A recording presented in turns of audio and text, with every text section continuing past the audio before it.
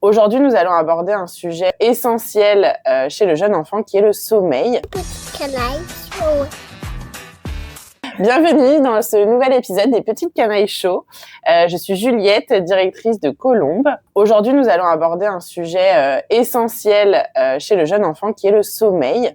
Et avec moi, nous avons une invitée de taille. Je te laisse te présenter. Bonjour Juliette, je suis Stéphanie, la directrice de la crèche Les Genêts à Courbevoie et je suis infirmière puéricultrice. Eh ben écoutez, Stéphanie, bienvenue dans ce nouvel épisode. Alors dis-moi, toi, qu'est-ce que ça t'évoque un petit peu le sommeil ? Le sommeil, c'est un vaste sujet qui pose toujours beaucoup de questions aux parents parce que c'est jamais quelque chose de fluide. Les enfants se réveillent souvent la nuit, s'endorment pas forcément quand on a envie. Et puis, la moindre angoisse du parent, l'enfant le ressent et ça va compliquer l'endormissement. Ouais, c'est un sujet que tu abordes beaucoup pendant les familiarisations. Pause. T'interromps quelques secondes car il est temps de parler des petites canailles. Chez les petites canailles, on a une 50aine de crèches majoritairement situées en Île-de-France. Mais on en a aussi une à Nice, à Fréjus et à Bordeaux. Bref, un peu partout.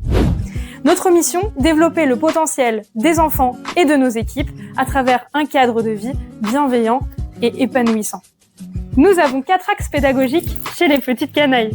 Nous développons l'autonomie de nos petites canailles via la pédagogie Montessori. Nous mettons en place les âges mélangés, la familiarisation sans séparation et enfin l'éveil à l'anglais dans certaines de nos crèches. En attendant, si vous voulez découvrir notre quotidien et suivre nos aventures, n'hésitez pas à nous suivre sur les réseaux sociaux. Nous avons Instagram, Facebook, TikTok, LinkedIn et bien sûr YouTube. Je ne sais pas si vous le savez, mais nous avons aussi un podcast qui s'appelle Les Petites Transmissions et qui est à découvrir sur toutes les plateformes d'écoute. Alors profitez-en. Que vous soyez une famille et que vous vouliez inscrire votre enfant chez les petites canailles ou que vous soyez un professionnel de crèche et que vous vouliez rejoindre notre équipe, une seule chose à faire, nous rejoindre sur le site internet lespetitescanailles.fr. C'est tout pour moi, je vous laisse tranquille et maintenant vous allez pouvoir profiter de votre émission. Alors accrochez-vous, c'est reparti. Oui, régulièrement. Ouais. Oui, c'est abordé quand même très souvent. Les parents ont souvent beaucoup de questions. D'accord, ok. Et au niveau des questions un petit peu qui peuvent te poser, parce qu'en crèche, on le sait, le sommeil, il est complètement différent qu'à la maison et ça leur fait souvent peur. Du coup, comment toi, tu peux les rassurer à ce niveau-là ? Oui, souvent, ce qui les inquiète, c'est que leur enfant dorme pas assez. Et donc là où je les rassure, c'est que un enfant, il va peut-être un peu moins dormir au départ en crèche, mais il va rattraper à la maison. Du coup, c'est important que quand ils sont en crèche, de changer un petit peu le rythme. Le rythme va se changer et de suivre le rythme de son enfant. Les périodes d'endormissement sont très importantes. Il faut surtout pas louper les signes de fatigue et coucher son enfant au bon moment. Ouais. Tous les enfants ont des signes de fatigue ? Oui, ils ont tous des signes de fatigue. Après, chaque enfant a ses propres signes. Il y en a, ils vont se frotter les yeux, ça c'est classique, mais il y en a, ils vont juste mettre le doigt dans l'oreille, il y en a, ils vont juste être parleurer un petit peu plus ou être plus grognons. Il y en a, ça va être l'inverse. Ils vont être excités, ils vont sauter partout, et c'est là où souvent les parents pensent que l'enfant n'est pas fatigué, ils vont pas le coucher, alors que si, justement. C'est un des signes de fatigue quand ils sont trop fatigués, ils sont énervés, excités, et du coup, ils ont de plus en plus de mal à s'endormir.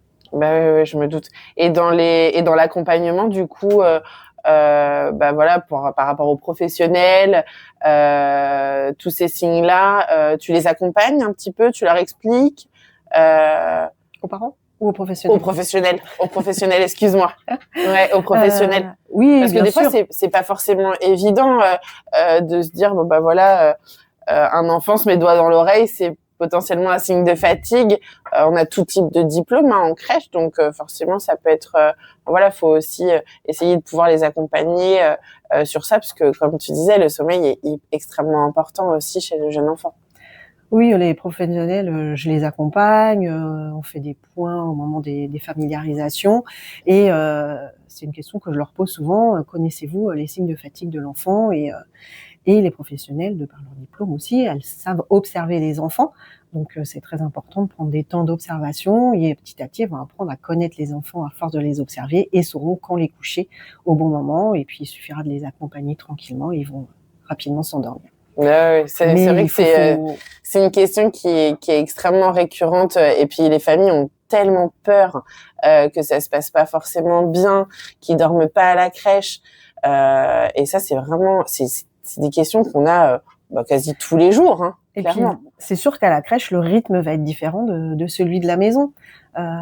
Nous, à la crèche, ils mangent un peu plus tôt qu'à la maison, ils sont couchés un peu plus tôt, et puis il y a des enfants, ils aiment jouer. Donc, ils vont des fois dormir moins longtemps pour pouvoir retourner plus facilement jouer. Mais après, c'est les parents le soir qui doivent compenser en les couchant un petit peu plus tôt et en profitant moins de leur enfant. Bah oui, même les temps de sieste, parfois, elles sont réduites par rapport à la maison, parce que comme tu disais, déjà, ils sont pas tout seuls dans le dortoir. Ils sont quand même plusieurs, donc parfois réveillés par l'un ou l'autre. Donc ça, c'est vrai que c'est des questions que les parents reviennent beaucoup. Pareil par rapport au lit.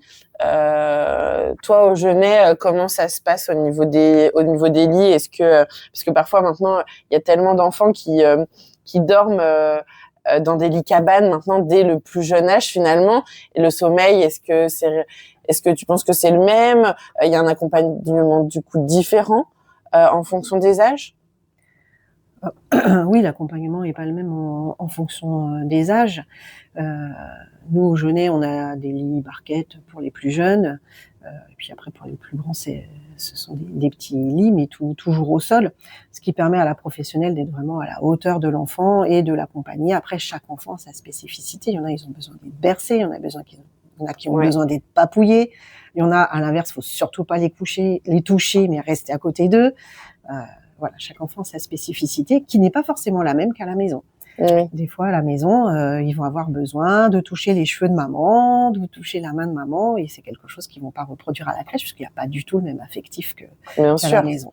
Et puis, faut aussi culpabiliser les familles, hein, parce que franchement, c'est un moment quand même qui est pas forcément évident, que les parents redoutent énormément à la naissance, le fait que leur enfant ne fasse pas leur nuit. Ça revient souvent. J'ai eu le cas il y a pas très longtemps d'une maman qui m'a dit moi j'ai pas allaité parce que j'avais peur que mon enfant ne dorme pas. Alors je sais pas, par exemple toi comment t'aurais pu essayer d'accompagner cette maman. Moi c'est vrai que j'étais assez surprise de ce questionnement, mais ça m'est déjà arrivé qu'on me pose ce type de questions. C'est vrai que le lait de mère se digère plus rapidement que le lait industriel. Après, dans le lait de mère, il y a tout ce que l'enfant a besoin, c'est ce qui est le plus adapté à lui. Et donc, oui, il faut être prêt, du coup, à se réveiller peut-être un petit peu plus la nuit. Au moins au tout début, le temps que l'allaitement puisse se mettre en place. Et puis après, il peut tout à fait faire des nuits malgré le lait de mère qui peut être du minuit, 5 heures du matin. Ça fait quand même 5 heures de sommeil d'une traite. Après, il y a les poussées de croissance où des fois, ils ont besoin de boire un petit peu plus. Donc, du coup, il faut l'allaiter de nouveau un petit peu plus pour relancer un petit peu la lactation. Et puis après, de nouveau, ça passe. Et ils peuvent être tout à fait capables de, en grandissant, faire des nuits, même en étant allaités. Oui, bien sûr. Mais même sans être allaités, les enfants, c'est comme ça, ils n'ont pas le même rythme de sommeil que nous. Ils ont des micro-réveils qui, du coup, peuvent aussi avoir tendance à nous réveiller, nous, et du coup à nous inquiéter, à aller voir ce qui se passe. Et puis, ça les réveille complètement. Et du coup, ils réclament à manger. Bien sûr, oui, forcément. Ils ont besoin d'être rassurés. Ils ont besoin d'être rassurés la nuit, c'est logique. Oui. Et il y a des enfants aussi qui n'ont pas forcément d'objets transitionnels, tout ce qui va être doudou, tétine. Ça change quelque chose selon toi au niveau du sommeil?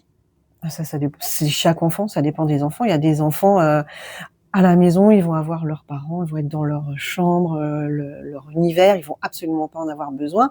Mais le fait de rentrer en crèche, ils peuvent avoir besoin au départ d'un foulard ou d'un doudou, quelque chose qui a l'odeur de la maison qui les rassure. Et il y a d'autres enfants, ça va rien changer, ils vont avoir besoin de rien du tout, ils vont s'endormir comme à la maison. Ouais. C'est vraiment là, il faut s'adapter à chaque enfant. Après, nous, on teste en crèche. Quand on voit qu'ils ont un peu de mal à s'endormir, on demande un foulard de maman ou un t-shirt pour voir si ça les aide. Il y a des enfants que ça aide. Et parfois, d'ailleurs, ça rassure même les parents. Ouais. De donner quelque chose, ou papa ou maman, de donner quelque chose de la maison à leur enfant pour, qui s'endorment un petit peu plus rassurés, j'ai envie de dire. Après, souvent, les parents, ce qu'ils ont comme question, c'est quand les enfants grandissent, quand ils arrivent à l'âge d'opposition vers 2 ans. Ouais. C'est là où ils n'ont pas envie d'aller se coucher, ils se relèvent 20 fois, un câlin, un bisou, etc. Et c'est là où c'est important, alors de l'avoir commencé avant et de bien le mettre en place, de mettre un petit rituel d'endormissement. Tous les soirs de faire la même chose. Comme ça, l'enfant, il sait où il en est de la journée et il sait que l'heure du sommeil arrive et il va pas avoir le choix. Après, c'est à chaque parent de trouver son petit rituel. Ça peut être un jeu calme avec papa, suivi d'un temps de lecture, ou lavage de dents, suivi d'un temps de lecture, ou un câlin, ou des chansons. Enfin, ce qui est important, c'est que chacun s'y retrouve et de le refaire tous les soirs dans le même ordre, de la même façon, pour emmener l'enfant tranquillement vers sa phase d'endormissement et qu'il soit rassuré par ce rituel. Et ça, tu trouves qu'il y a beaucoup de familles qui le font ou... Non, je trouve que justement, c'est souvent là où ça pêche, c'est que ce rituel est pas assez régulier. On va essayer de le faire une fois. Malheureusement, maintenant, les écrans prennent beaucoup de place au sein des familles, donc on va avoir tendance à peut-être avoir envie de mettre un dessin animé pour les plus grands. Du coup, on laisse le plus petit devant, mais c'est pas quelque chose qui va le calmer et l'emmener vers l'endormissement. Ça va vraiment l'exciter. Les enfants réagissent pas du tout de la même façon que nous face aux écrans. Il faut vraiment éviter de les mettre devant. Et c'est vraiment très important d'avoir ce temps régulier et de le prendre. Souvent, on rentre du travail, on est pressé parce qu'on n'a pas beaucoup de temps, on sait que son enfant est fatigué, on a envie d'aller le coucher, on enchaîne tout. Mais c'est vraiment important de prendre le temps de se dire, là, ça y est, il est, 8 heures, on commence le rituel, allez, viens, on va se laver les mains, on va se laver les dents, on chante une chanson, qu'est-ce que tu veux, on se câline, et puis on se couche. Ouais, et parfois, c'est aussi les parents qui nous disent, ouais, mais on n'a pas le temps. Mais en même temps, des fois, c'est aussi important de prendre ce temps-là pour son enfant quand on peut. Les rituels, en tout cas, je pense, et tu seras d'accord avec moi, il n'est pas obligé de durer 45 minutes, 1 heure. Des fois, ça peut durer, un petit rituel même de 10 minutes suffit pour que l'enfant se sente rassuré autour d'une histoire, d'une chanson, d'un moment calme, comme tu disais. Et effectivement, c'est hyper important que ce soit régulier. Je te rejoins complètement sur ce sujet, sur ce sujet-là. Même en crèche d'ailleurs, et ça vous le verrez juste après, il y a des petits rituels, voilà, que nous aussi on peut mettre en place à la crèche, alors qu'ils sont pas forcément les mêmes. Je pense que tu es d'accord. Oui, on peut pas faire la même chose. On peut pas faire la même chose à la crèche. Exactement qu'à la crèche. Mais voilà, des petits rituels, des choses qu'on fait au quotidien qui peut permettre aussi à l'enfant de pouvoir s'apaiser, en tout cas. Écoute, merci Stéphanie pour toutes ces informations. On va passer du coup à l'étape suivante, qui est du coup l'expertise un petit peu plus terrain. Donc, on va accueillir Beverly, éducatrice de jeunes enfants à la crèche de Colombes. Merci Beverly de nous avoir rejoints dans cette nouvelle émission sur le sommeil. Du coup, un petit peu pour ton expertise, toi, sur le terrain, en tant qu'éducatrice de jeunes enfants, comment vous organisez un petit peu ces rituels, vu qu'on parlait des rituels juste avant, comment vous organisez un petit peu les rituels voilà, au sein de la crèche pour respecter le rythme de sommeil de l'enfant? Alors, avec les professionnels de toutes les crèches en général, je pense que c'est un petit peu la même chose pour tout le monde. On s'organise, je dirais que ça commence à partir du repas, donc le midi, ou même le matin aussi pour les plus petits. Mais là, j'allais parler du repas. Donc, en général, juste après le repas, on propose aux enfants de se déshabiller. Et en plus, en général, il y a une petite histoire, une petite musique qui est proposée. Après, le sommeil, il n'est pas proposé à tout le monde en même temps parce que forcément, évidemment, ils n'ont pas tous le même rythme. Il y en a, on sait qu'ils peuvent avoir un peu plus de fatigue plus tôt et du coup, on va leur proposer dans un premier tour, on va dire, pour aller au dortoir.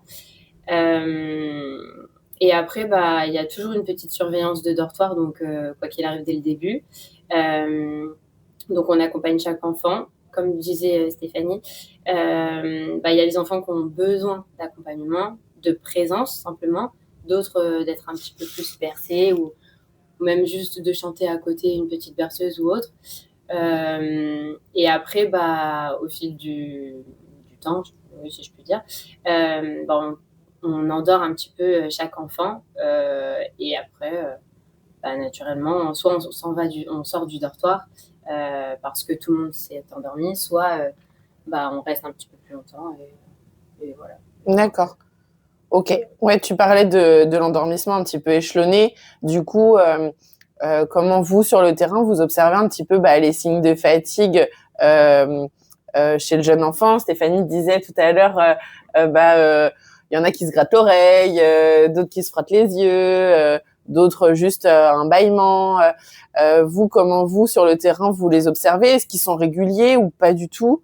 Si, en général, c'est plutôt régulier. On a par exemple les plus petits que je parlais tout à l'heure, on peut leur proposer de s'endormir un petit peu plus le matin, parce que du coup, ils auront besoin d'un peu plus de s'endormir, en tout cas, qu'ils dormiront plus dans la journée. Donc en général, c'est vrai qu'on peut voir des petites phases un petit peu de pic d'excitation, où c'est vrai des bâillements, où je me frotte les oreilles aussi des fois. Enfin, c'est des choses qu'on observe avec le temps et que les professionnels aussi sont formés aussi à observer les enfants dans leur quotidien, dans leur jeu ou autre. Et c'est des choses que même entre nous professionnels, on se le dit. Et, si même il y en a une qui est occupée en activité, c'est pas grave, et elle passe le relais aussi aux professionnels qui, elles, sont dispo pour aller endormir l'enfant.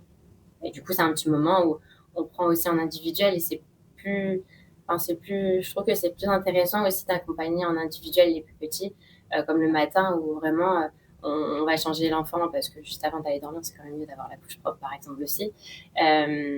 Et après, du coup, après l'avoir changé, on l'accompagne à l'endormissement, soit en le berçant, soit en restant un petit peu à côté de son lit. Voilà. Mais c'est des choses qu'on apprend aussi avec le temps, parce que les enfants, on les connaît pas quand ils arrivent à la crèche. Bien sûr.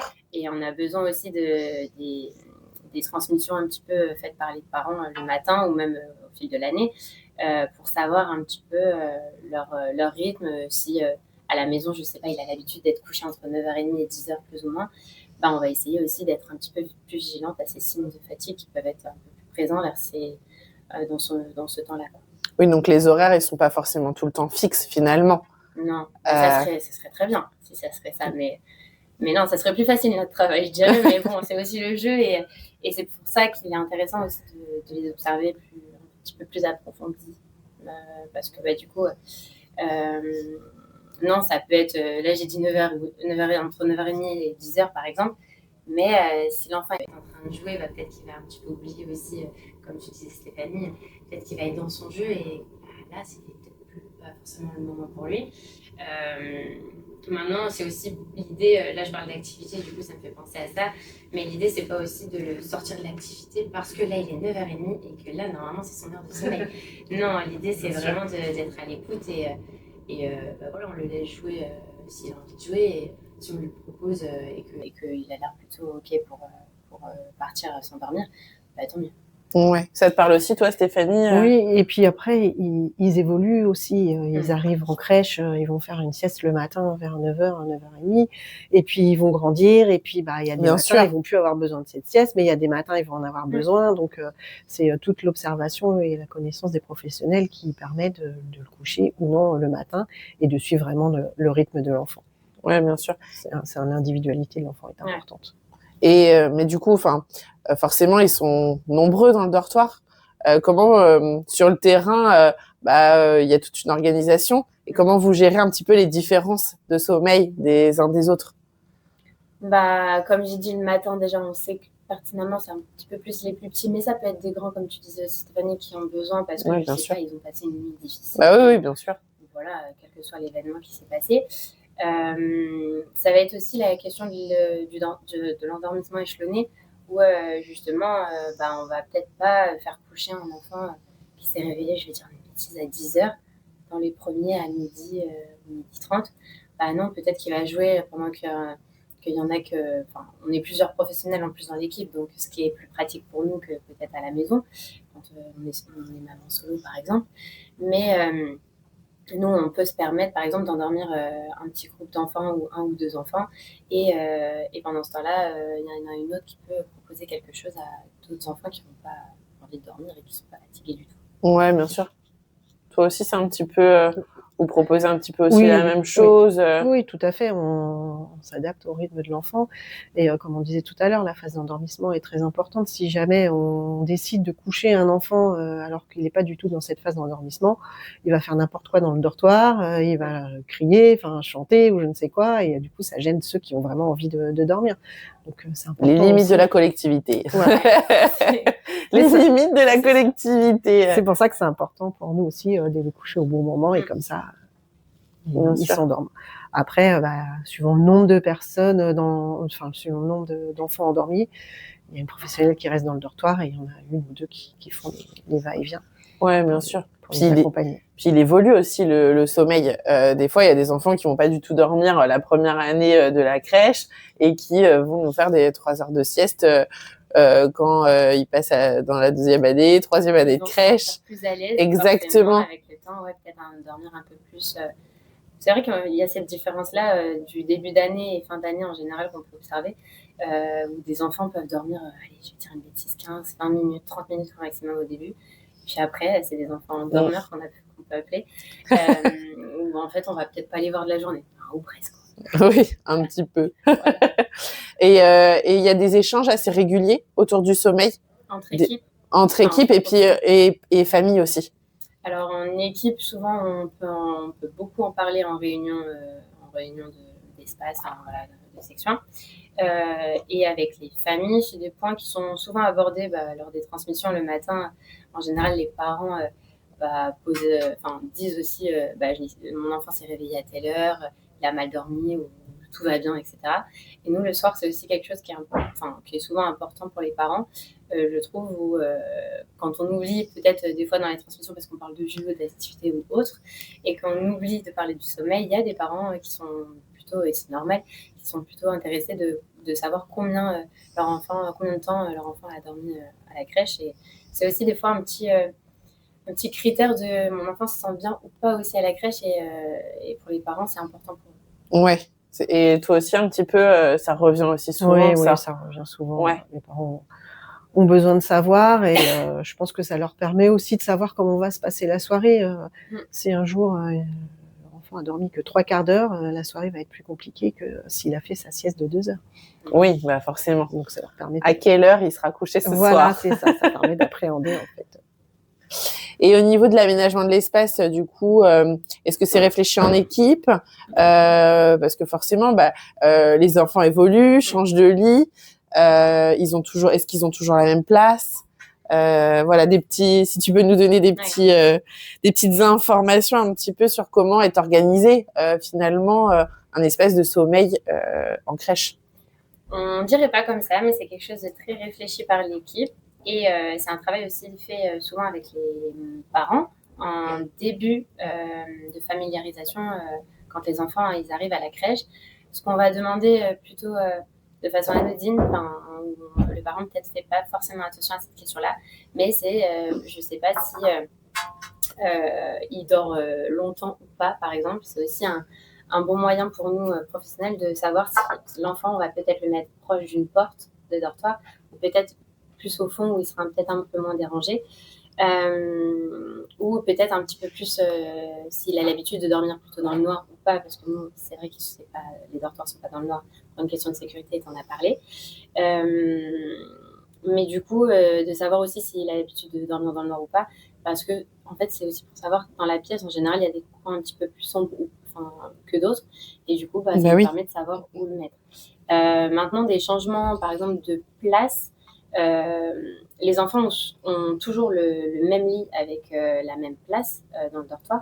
C'est important aussi pour leur repère, de savoir où est-ce qu'ils vont dormir, parce qu'en général, nous, on est plutôt dans toutes les crèches, les petites canailles, je pense que c'est la même chose, mais nous, c'est vrai qu'on met en avant pas mal l'autonomie de l'enfant, et quand un enfant sait où il va dormir, c'est quand même mieux pour se mettre dans son lit.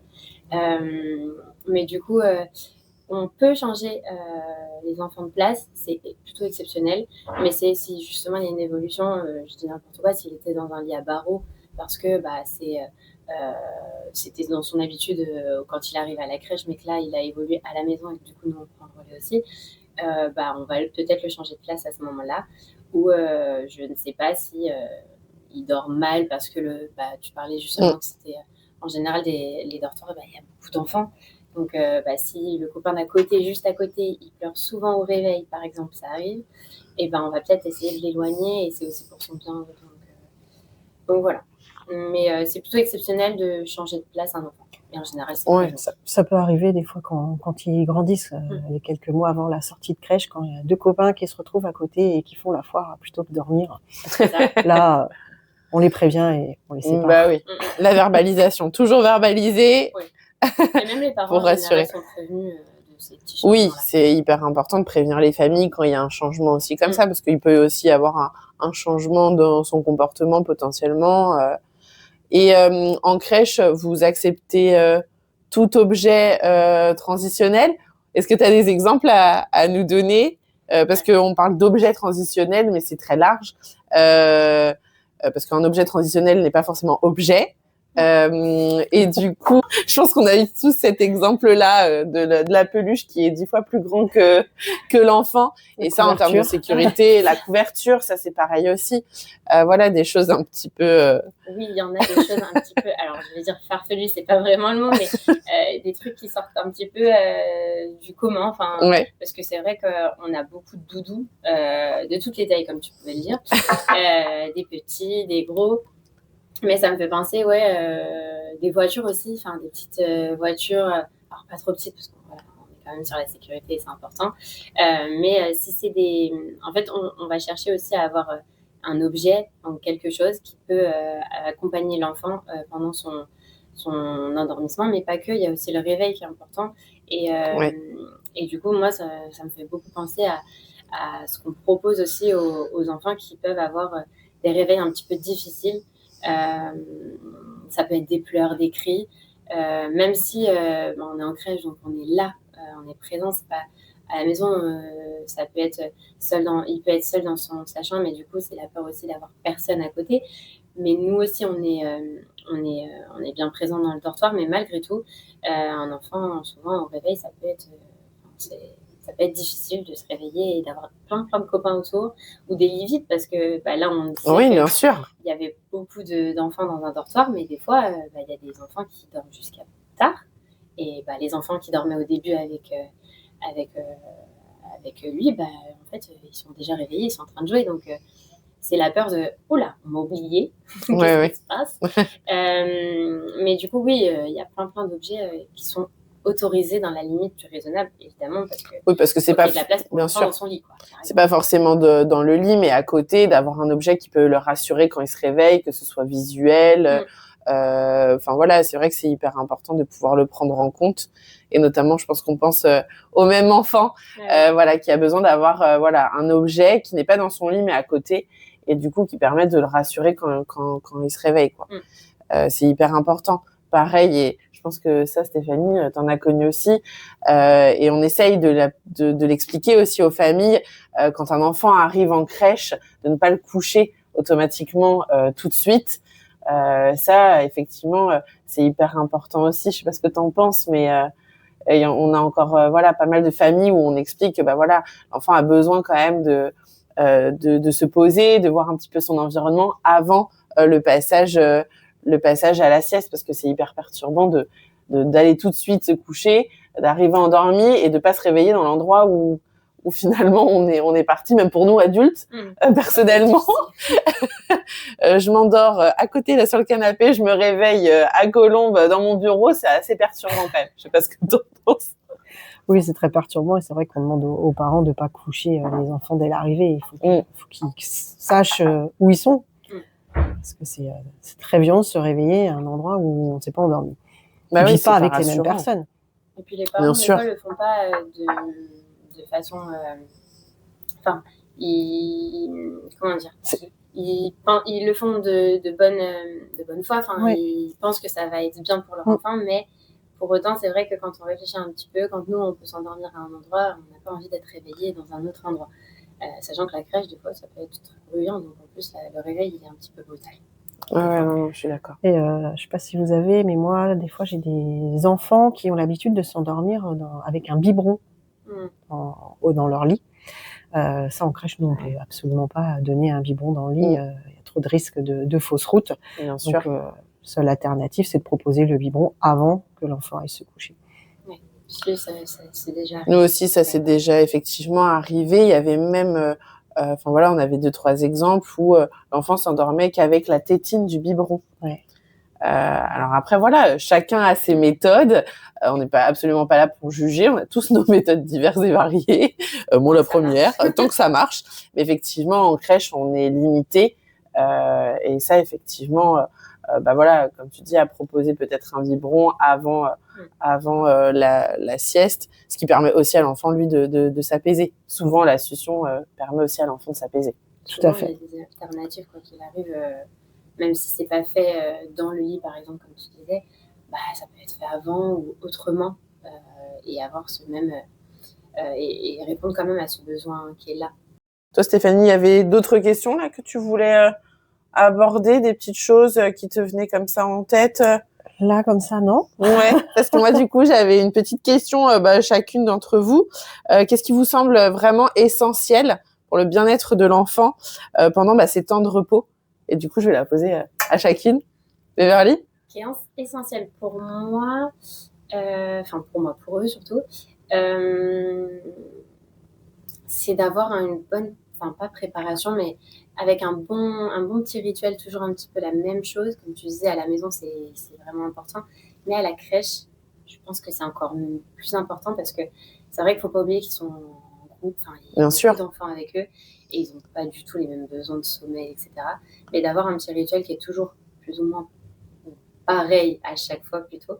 C'est quand même important. Derrière Juliette, d'ailleurs, il y a des petits livres. Ah, on va les sortir. Pas mal en crèche.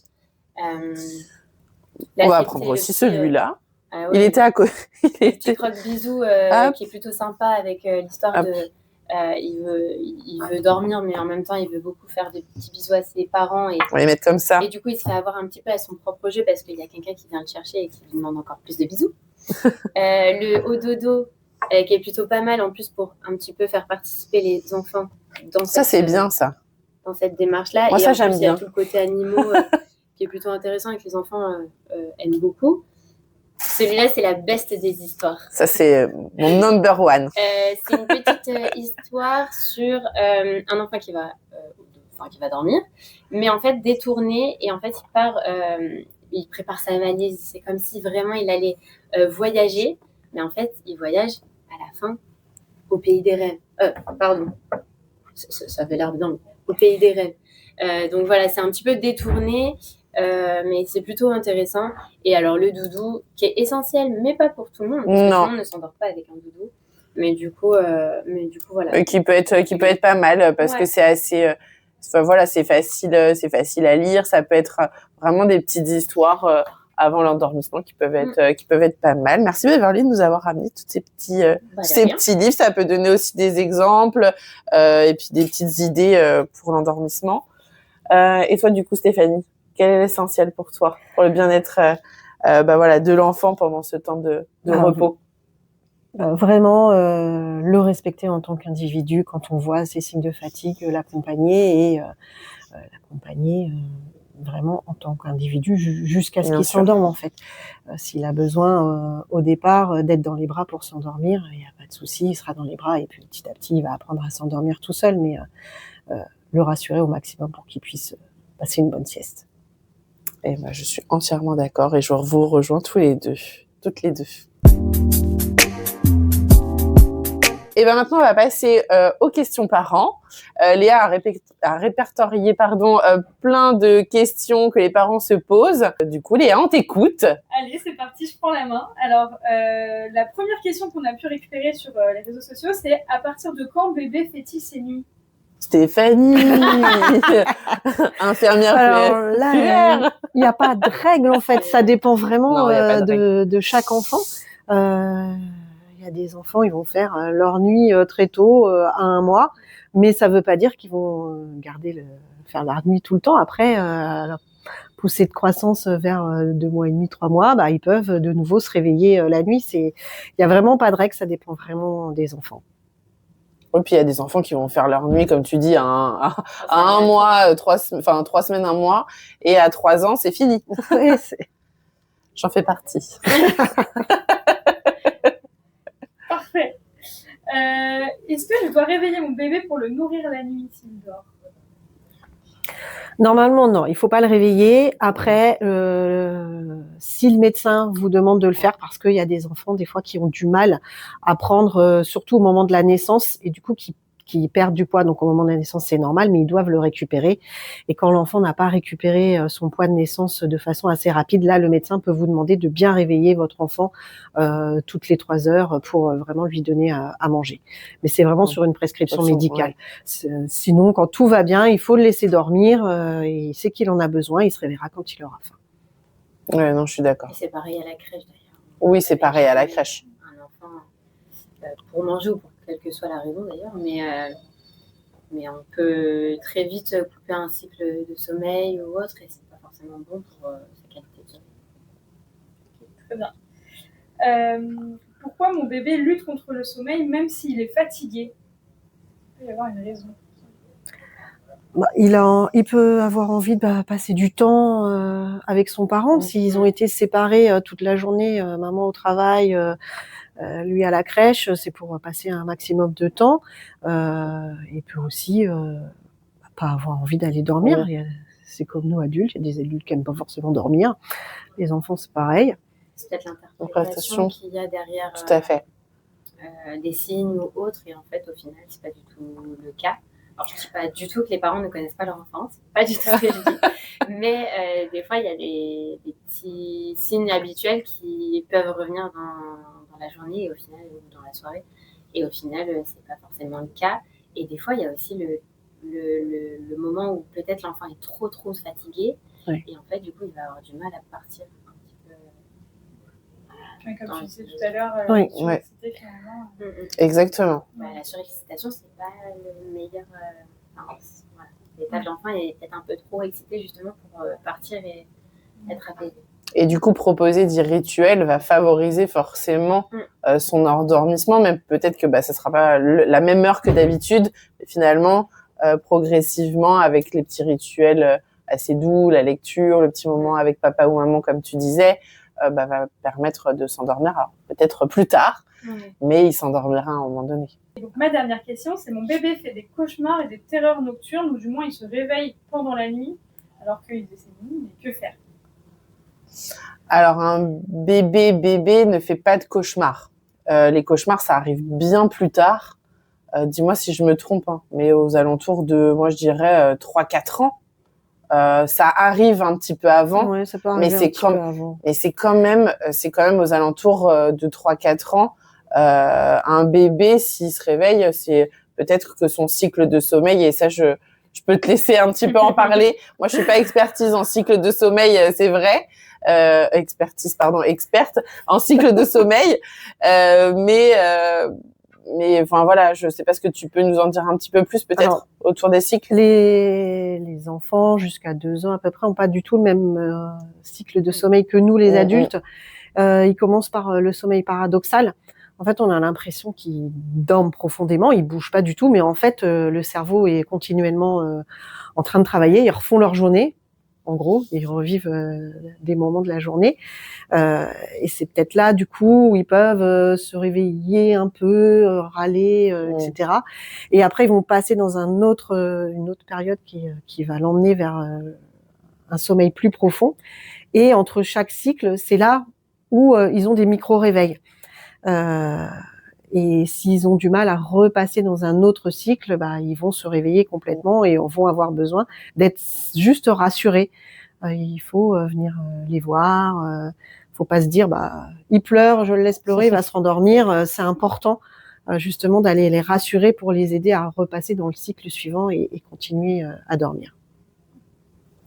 Très clair. Après, entre cauchemar et terreur nocturne, c'est pas du tout la même Non. chose. Merci de le préciser. Je voulais le préciser aussi, mais t'as raison, exactement. C'est pas pareil. Les terreurs nocturnes, c'est vraiment en début de nuit, c'est entre 23h et 1h du matin à Ouais, peu près. souvent. Et c'est très déroutant pour les parents parce que l'enfant ne se réveille pas. Il pleure, il réclame les bras, mais quand on l'a dans les bras, il nous repousse, il veut pas. Enfin, il est vraiment dans son sommeil et c'est impossible de le réveiller. Il faut juste être présent, éviter qu'il se fasse mal et l'accompagner. Il va se calmer et se rendormir. Alors qu'un cauchemar, il se réveille vraiment. Ça arrive plus tard dans la nuit. Exactement. Et il se réveille vraiment et on peut parler avec lui. Et les terreurs nocturnes font vraiment peur aux familles parce qu'on reconnaît pas notre enfant finalement. Oui. Ça m'est arrivé il y a 3 jours. On panique assez rapidement quand même parce que forcément, comme tu dis, il est endormi, on sait pas quoi faire, de l'eau, pas le réveiller, le réveiller. Donc il est dans son lit. Moi perso, je sais que je l'ai laissé tranquille. Je suis là, je suis à côté. Mais voilà, et il s'est rendormi, ça a duré 20 minutes, mais ça a été très long, 20 minutes. Et je sais que parfois, il y a certaines familles qui nous disent que ça dure jusqu'à une demi-heure, 3/4 d'heure, et parfois c'est très long, parce que l'enfant a vraiment du mal à se calmer, quoi. Donc c'est vrai que c'est assez... En moyenne, c'est ça, c'est un quart d'heure, 20 minutes. Des fois, ça peut durer plus longtemps. Mais oui, c'est très perturbant pour les parents, en fait. Et il faut... faut pas paniquer, il faut rester présent, parler doucement. Je sais que ma fille en faisait aussi souvent, donc je la caressais les cheveux, je lui parlais doucement et ça finissait par... Est-ce que c'était ça ou pas, j'en sais rien, mais moi, ça m'aidait. Oui, chacun ses techniques. Faut tester, hein. Des fois, faut tester des petites choses. Il y en a qui marchent sur l'instant présent et après, ça marchera pas pour la nuit suivante. Mais... Oui, c'est vrai. C'est ça. Me revoilà. Je suis pas partie d'avance. Alors cette fois-ci, effectivement, je vais faire le fameux jeu que tout le monde connaît sur cette émission, qui est donc le vrai faux. Je vais vous donc donner des affirmations. Vous allez me dire si elles sont vraies ou elles sont fausses. Alors c'est évidemment sur la thématique du sommeil, mais sur le sommeil dans le monde entier, donc avec des petits fun facts, etc. Donc si vous n'avez pas les réponses, a priori, pas de votre faute. Hein. On n'a pas triché, du coup on connaît pas les questions. Non, on connaît pas. Dommage. Alors, ma première phrase, ça va être: au Japon, il est courant que les enfants dorment dans le même lit que leurs parents, même jusqu'à l'école. Je sais pas. Vrai. Je dirais vrai. Eh ben, vous avez raison. C'est vrai. Yes. Bien joué. Le kododo, là-bas, est culturellement très répandu et perçu comme un moyen de renforcer les liens familiaux. Regardé assez longtemps. Ensuite, aux Pays-Bas, les enfants dorment tellement bien qu'ils sont considérés comme des champions du sommeil. Moi, faux. Je sais pas. Moi, faux. Vrai, pour faire différemment. C'est vrai aussi. Ah, mince. Bah, c'est vrai. Voilà, allez. Des champions. C'est pas vrai. Toi, t'es pas une championne, du coup. Non, les études montrent que les enfants néerlandais dorment plus longtemps, effectivement, et mieux que dans beaucoup d'autres pays. Et notamment la régularité des horaires, il serait beaucoup. Il serait assez régulier. Bon, faut qu'on soit un peu plus fixe alors. Désolée. En Inde, on masse les bébés avec de l'huile avant le coucher. Ah oui, c'est vrai. Oh oui, moi aussi je dirais que c'est vrai. Elle va nous dire non, c'est faux. C'est faux. Vous avez tous C'est vrai. C'est vrai. Ah oui. Ouais. Le massage fait partie des rituels traditionnels et il aide à calmer les bébés et favorise du coup le sommeil. Ah. En Finlande, les bébés dorment dans des boîtes en carton. Je crois que c'est vrai. Moi aussi, je crois que c'est vrai. J'aurais dit faux, moi, mais je sais Ah pas. si, moi, je crois que c'est vrai. Je suis pas sûre à 100%, mais je crois que c'est... Il y a un truc comme ça. Ah, il y a un truc... Ils sont en plus autour du sommeil. Ils aiment bien ça. Attention, Ils si dorment c'est dehors faux, et tout. ça restera... Bah, je peux mettre... Regarde, je le mets au milieu. J'ai le droit ou pas? Prends une décision. T'as dit vrai, trop tard. Trop C'est vrai. Oh. Bouh. Moi, je voulais pas les mettre dans des cartons, d'accord? Oui, bon, Voilà. alors en fait, le gouvernement, il offre une boîte de maternité avec un petit matelas et beaucoup de bébés y dorment au début, c'est pratique, Incroyable. sûr et a priori super mignon. Alors je sais pas, vu comme ça, je trouve ça un peu T'avais pas dit... Mais il y a... T'avais pas dit le matelas. T'avais dit boîte en carton. Le matelas, ça change tout. Je sais pas si ça existe toujours, mais je sais qu'il y a une entreprise qui avait essayé de lancer ça en France comme cadeau dans les maternités. Mais ça prenait pas parce que du coup, ça avait un certain coût. Donc, Je sais pas si Ouais, et du coup, puis ils ont nous, réussi. ça a quand même une certaine connotation. Enfin, Ah ouais, une ça boîte fait en vraiment carton, boîte. c'est particulier quand même. Hein. c'est On l'a pas, on l'a mis dans une petite boîte. Ouais, non, je trouve ça un peu particulier quand même. Enfin, c'est pas du tout dans notre culture, quoi. Donc, c'est particulier. Non, c'est vrai. Oui, ça se ferme pas. Hein. C'est juste un. C'est pas Oui, un mais, rectangle, oui, c'est pas non, mais, non, mais peut-être, mais là, oh, bah, heureusement qu'il n'y a pas le couvercle. Hein. Oui. Quand On même. lui laisse un petit trou quand même, hein, pour respirer. Alors, mon dernier vrai faux, vous êtes prêtes? Oui. En Espagne, les enfants se couchent généralement à 18h comme les poules. Alors ça, Non. j'aurais dit faux. C'est parce faux. que, C'est en faux. général, ils se couchent tard. Ils se couchent tard. Ouais. C'est faux. En Espagne, évidemment, les couchers sont tardifs et il n'est pas rare que les enfants soient encore dehors à 22h, surtout Ouais, l'été. ouais. Et bien la sieste, Il fait par chaud. contre, là-bas, est sacrée. Oui, On garde la sieste longtemps. Et je sais. C'est à cause de la chaleur aussi, souvent. oui. Ça, Ouais. moi, Et ils j'avais finissent pas- plus tôt, tout ce qui est, enfin, école, il y a des choses, des institutions qui ferment beaucoup plus tôt aussi, Oui. par fait rapport à la différemment, chaleur. ouais. Ouais, c'est fait différemment. Voilà, Et- c'est tout pour moi. Pas On était mal. forts quand même. Hein, Merci Léa. Écoutez, merci les filles d'avoir participé à l'émission. J'espère que bah voilà, ça va parler un petit peu aux professionnels et aussi aux familles. N'hésitez pas à mettre en commentaire voilà ce que vous en avez pensé, mettre un petit like aussi sur Instagram. Et voilà. Merci beaucoup et à la prochaine.